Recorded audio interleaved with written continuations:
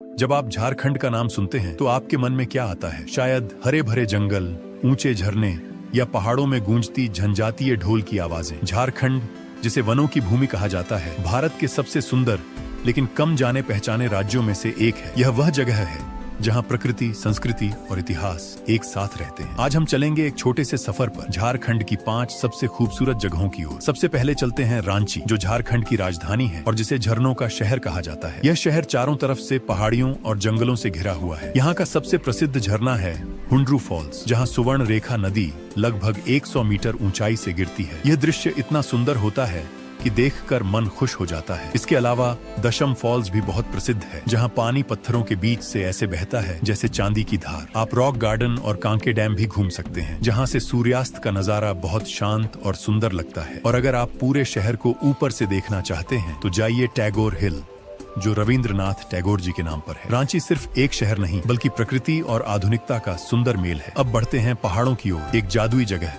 नेत्रहाट, इसे छोटा नागपुर की रानी कहा जाता है। रांची से करीब 150 किलोमीटर दूर स्थित नेत्रहाट अपने ठंडे मौसम, घने जंगलों और मनमोहक सूर्यास्त के लिए मशहूर है। यहाँ का मैग्नोलिया पॉइंट सबसे प्रसिद्ध जगह है। शाम के समय जब सूरज डूबता है तो आसमान सुनहरा, लाल और नारंगी रंगों से भर जाता है। ऐसा लगता है जैसे पूरा आसमान रंगों से सजा हो। यहाँ के जंगलों में छोटे झरने और रास्ते हैं जहाँ शांति का अनुभव होता है। अगर आपको शांत पहाड़, सुबह की ठंडी हवा और रात के चमकते तारे पसंद हैं, तो नेत्रहाट आपके दिल को छू जाएगा।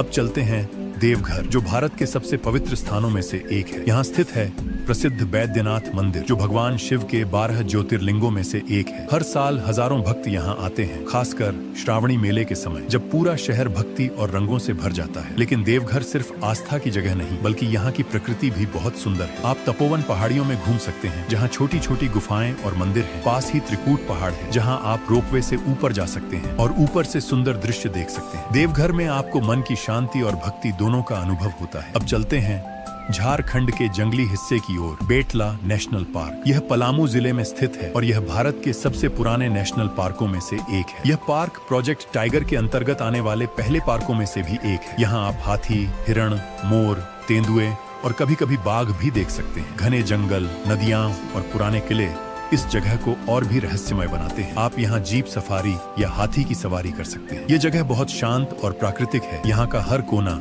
जंगली सुंदरता से भरा है। बेटला सिर्फ एक पार्क नहीं, बल्कि एक ऐसा अनुभव है जो आपको भारत की असली प्राकृतिक दुनिया से जोड़ता है। अब हमारी आखिरी मंजिल है पथरातू घाटी। यह रांची से ज्यादा दूर नहीं है और यहाँ तक पहुँचने का रास्ता इतना सुंदर है कि इसे ड्रीम रोड कहा जाता है। घुमावदार सड़कों से गुजरते हुए एक तरफ हरे भरे पहाड़ और दूसरी तरफ नीले पानी से भरा पथरातू डैम दिखाई देता है। हर मोड़ पर एक नई तस्वीर जैसी खूबसूरत झलक मिलती है। बरसात के मौसम में तो यहाँ का नजारा और भी जादुई हो जाता है। बादल पहाड़ियों को छूते हैं और पूरा इलाका किसी पेंटिंग जैसा लगता है। आप डैम में बोटिंग कर सकते हैं, झील के पास पिकनिक मना सकते हैं या बस शांति से बैठकर सूरज ढलते देख सकते हैं। पथरातू घाटी सच में याद दिलाती है कि सुंदरता को हमेशा शब्दों की जरूरत नहीं होती। रांची के झरनों से लेकर नेत्रहाट की शांत पहाड़ियों तक, देवघर के पवित्र मंदिरों से बेटला के जंगलों तक और पथरातू की घाटियों तक, झारखंड एक ऐसा राज्य है जो खुद में एक खजाना है। यहाँ हर नदी गाती है, हर जंगल सांस लेता है और हर गांव एक कहानी कहता है। भीड़ भरे शहरों को छोड़िए और भारत के इस छिपे हुए सुंदर राज्य को जरूर देखिए, क्योंकि झारखंड में